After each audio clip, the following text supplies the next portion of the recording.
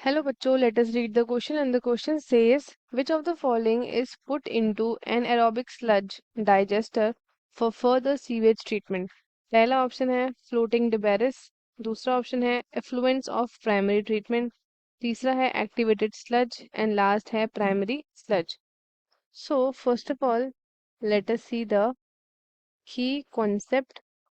So जो key concept है हमारे क्वेश्चन का that would be understanding the sewage treatment। Sewage treatment. So जो सीवेज ट्रीटमेंट होता है इसमें क्या होता है, इसमें मल्टीपल स्टेजेस होती है to clean waste water, clean waste water before वो डिस्चार्ज होता है into the environment. So it typically इसमें कौन कौन से ट्रीटमेंट होते हैं। सबसे पहला आता है प्राइमरी ट्रीटमेंट। ठीक है, प्राइमरी ट्रीटमेंट में इसमें काम क्या होता है, बेसिकली इनका ऑब्जेक्टिव है कि ये रिमूव करें लार्ज पार्टिकल्स को रिमूव करते हैं एंड जितने भी फ्लोटिंग डिबेरिस हैं उनको भी रिमूव करते हैं। ठीक है, लार्ज पार्टिकल्स को एंड फ्लोटिंग डिवाइस को रिमूव करते हैं।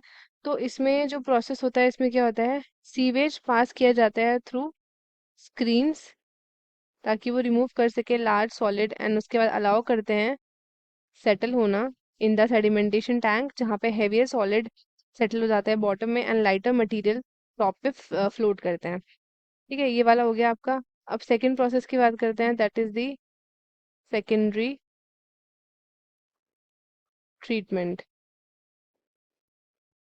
सेकेंडरी ट्रीटमेंट, अब सेकेंडरी ट्रीटमेंट के अंदर क्या होता है, इसका ऑब्जेक्टिव क्या है, इसका बेसिकली काम है कि ये ट्रीट करते हैं सीवेज को ताकि ये रिमूव कर सके dissolve and suspended organic matter.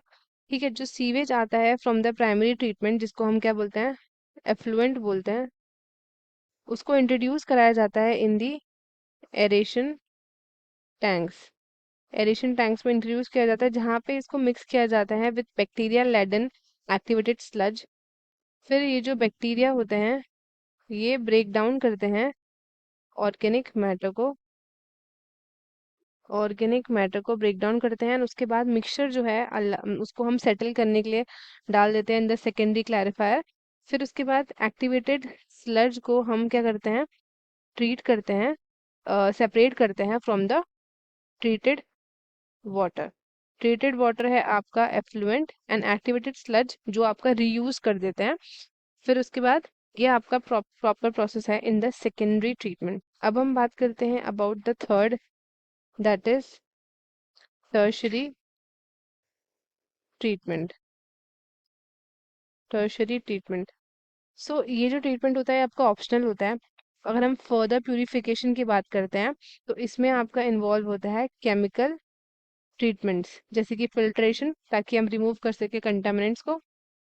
And उसके बाद हमारा आता है एक एनएरोबिक स्लज डाइजेशन।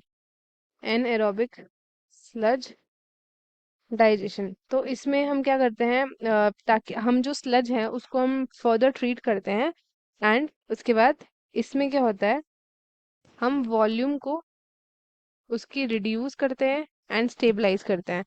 सो जो स्लज होता है, पर्टिकुलरली जो एक्टिवेटेड स्लज होता है फ्रॉम द सेकेंडरी स्टेटमेंट उसको हम प्लेस करते हैं इन दी एनएरोबिक स्लज डाइजेस्टर जो कि एक लार्ज क्लोज टैंक होता है जहाँ पे बैक्टीरिया का काम क्या है, इनका काम है कि ये ब्रेक डाउन करते हैं ऑर्गेनिक मैटर को in the absence of oxygen. And ये जो प्रोसेस होता है ये प्रोड्यूस कराता है मीथेन गैस।